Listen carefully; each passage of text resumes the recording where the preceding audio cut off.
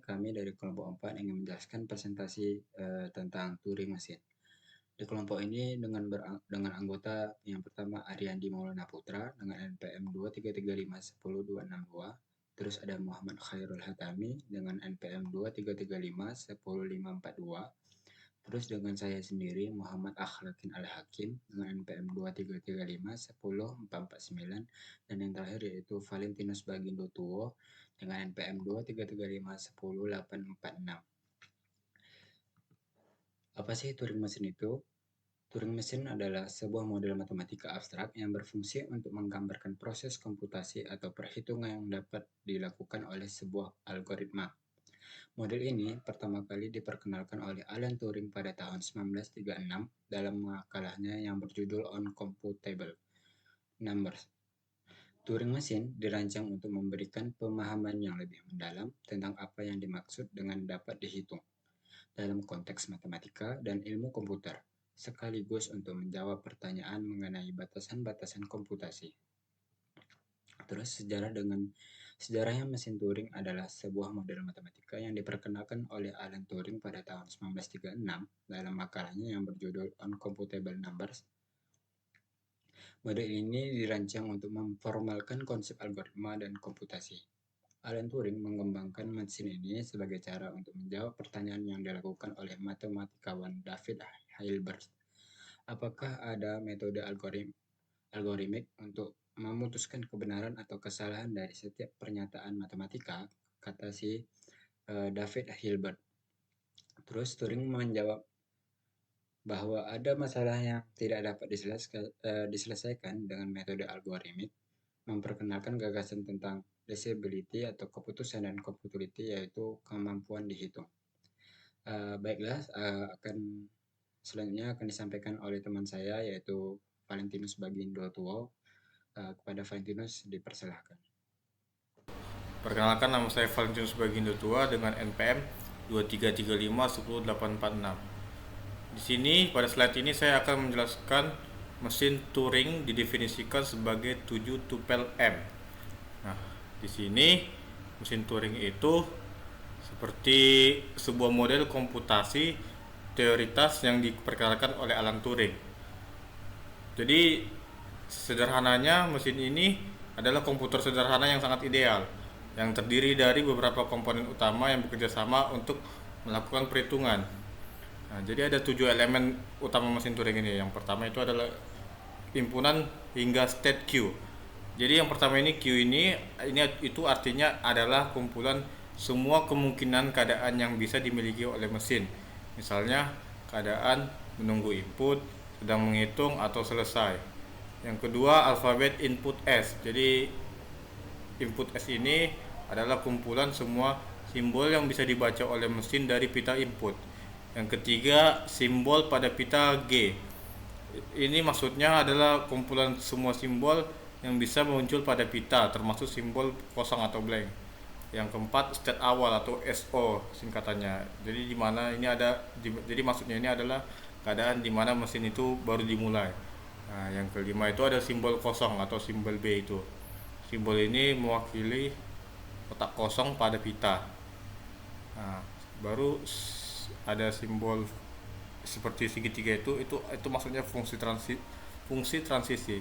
Aturan-aturan yang menentukan bagaimana mesin akan beralih dari suatu keadaan ke keadaan lainnya. Itu berdasarkan simbol yang dibaca oleh keadaan saat ini. Terus yang terakhir ada simbol F, itu maksudnya state akhir. Jadi state akhir itu seperti kumpulan keadaan yang menandakan bahwa perhitungan telah selesai. Selanjutnya penerapan. Jadi mesin Turing meskipun bersifat teoritis memiliki berbagai penerapan yang signifikan di berbagai bidang, baik secara langsung dalam teori komputasi maupun secara tidak langsung dalam teknologi modern. Jadi kesimpulannya itu mesin Turing itu dianggap sebagai eksperimen pemikiran, telah terbukti menjadi konsep yang sangat kuat dan fundamental dalam ilmu komputer.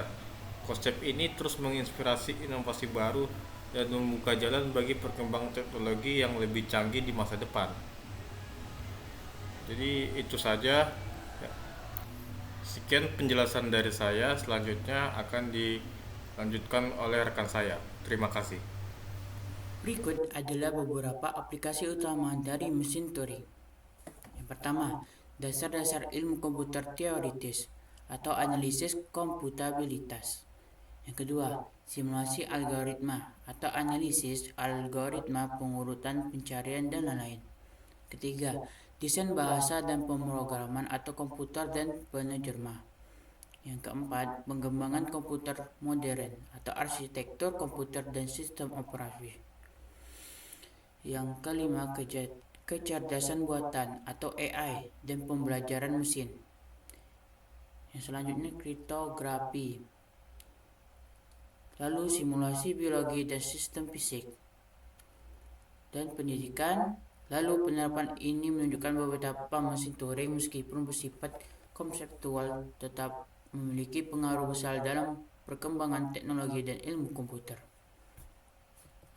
Model keterangan tab tempat diletakkannya inputan yang berupa kata atau untai. Head membaca dan menulis si sel pita mesin Turing. Bisa bergerak ke kiri atau ke kanan. Finite State Control atau FSC. Otak dari TM diimplementasikan dari algoritma pengenalan kalimat. Di sini saya akan melanjutkan presentasi tentang mesin Turing. Nama saya Muhammad Khairul Hatami dengan NPM 233510542, yaitu cara kerja mesin Turing. Pada simbol kosong di sini, kita mengganti simbol kosong ini, ganti simbol kosong paling kiri menjadi simbol X. Setelah sudah berganti, maka gerakkan head ke kanan dan dijumpai simbol 1.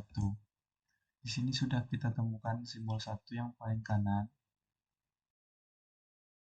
maka simbol 1 paling kanan menjadi simbol Y.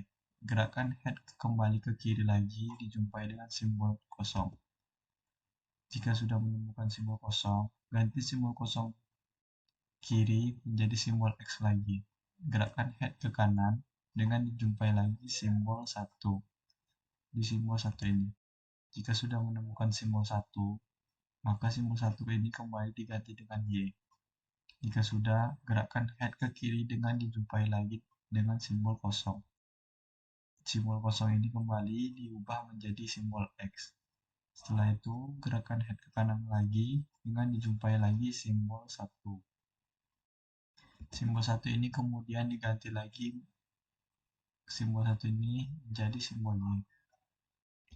Hasil akhirnya, jika di sini simbol X dan Y sudah seimbang, maka kesimpulannya string 000111 dikenali oleh mesin M.